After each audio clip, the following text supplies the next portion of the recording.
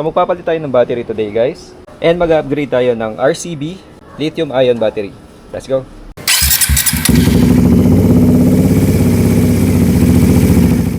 Okay, so wala namang problema tong Amaron battery natin guys. Malakas pa naman siya even after 2 years, no? 2 taon na rin sa akin to. And pakita ko sa inyo yung cranking power niya. Yan, start natin. Okay, start.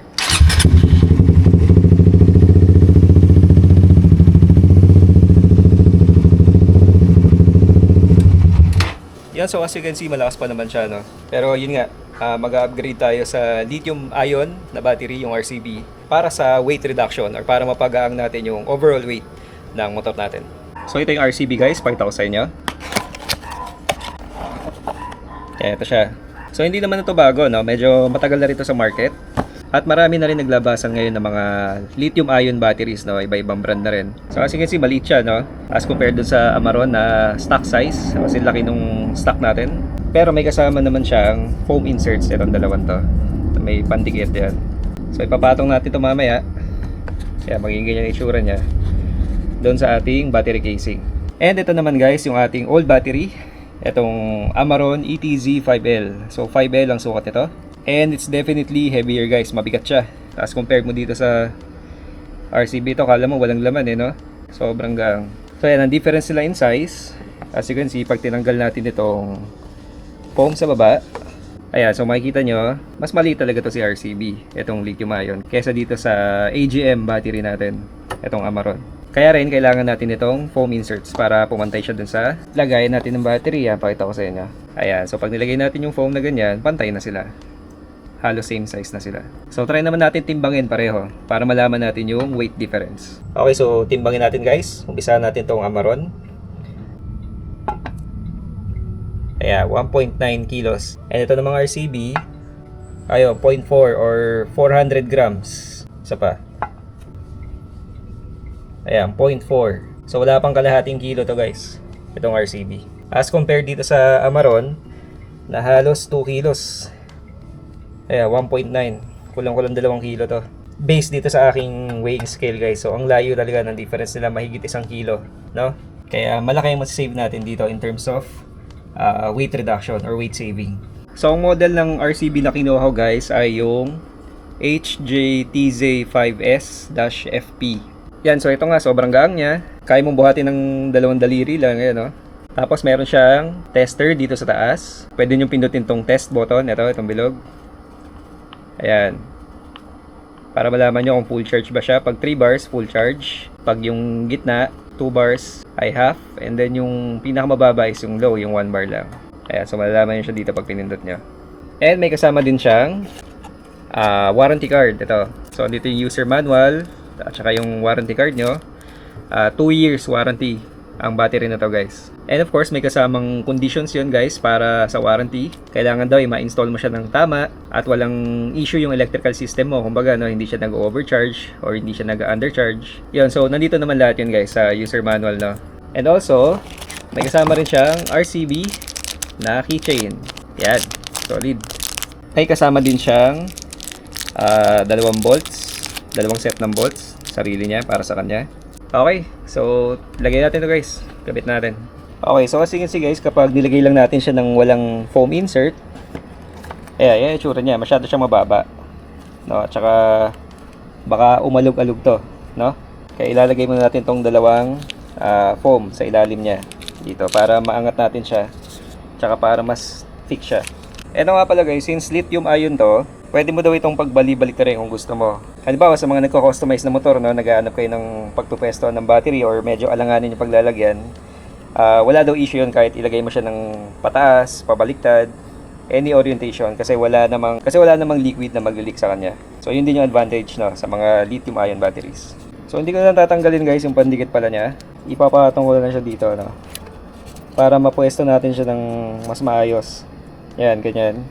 Sana natin kapit. Yan. Yan, so discard nyo guys. Kung gusto nyo dikit, pwede naman. Pero ako, hindi ko na ginamit yung pandikit.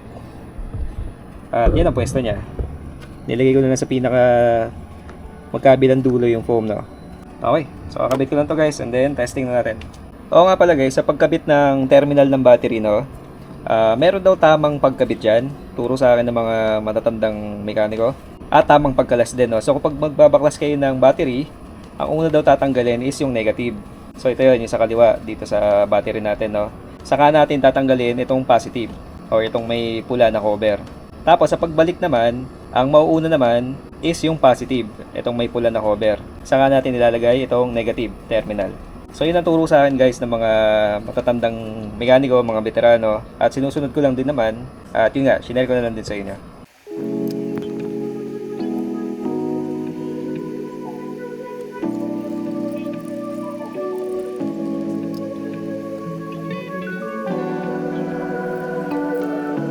Make sure din pala guys na naka-off ang susi, no? Naka-off ang ignition kapag nagbabaklas or nagkakabit kayo ng battery.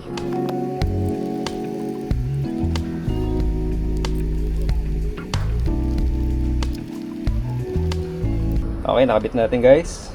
And testing muna.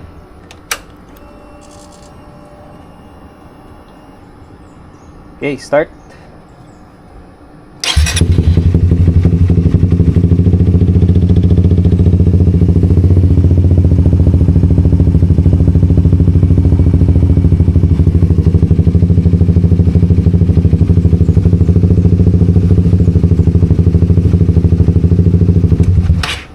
Isa pa, testing natin ulit. Start.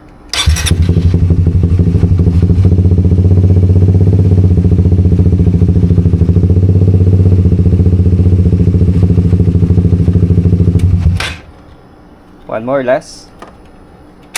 On susi. And start.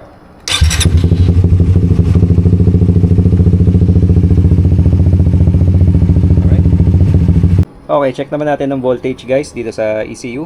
Sa pagkaalam ko ay meron tong voltmeter.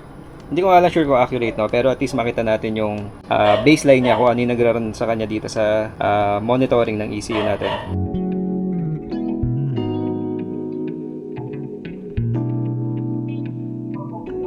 So punta tayo sa live. Ayan, ay tabingi. And dito sa baba, sa lower right, makikita natin yung battery, yung voltage ng battery niya. Pero hindi pa siya naka-start, so lalabas lang yung real-time na values niyan kapag pinaandar na natin. Okay, start na natin.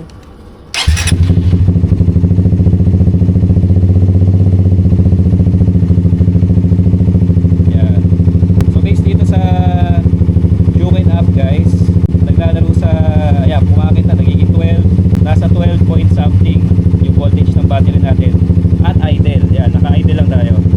So hindi ko rin sure kung accurate to guys, no? Hindi ko rin sigurado kung accurate to, pero yan, ito yung pinapakita niya ngayon na voltage. Okay, so pinatay ko muna guys, and baka kasi hindi nyo ako naririnig kanina, no? Pero yung reading niya dito is 12 point something nung naka-idle, hindi pa tayo nagre-rev doon.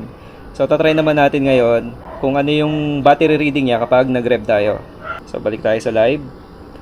And yan, start.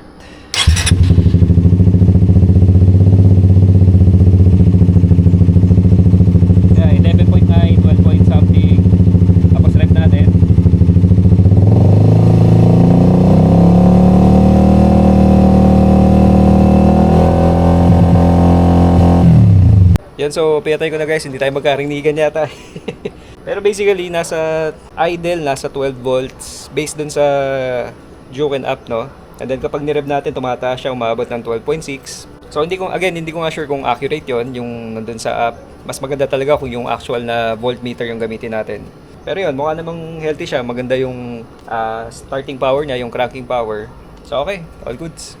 So yun lang guys, and if you're also interested in upgrading or purchasing an RCB lithium-ion battery, ilalagay ko na lang yung link sa description box, and kindly check it out na lang.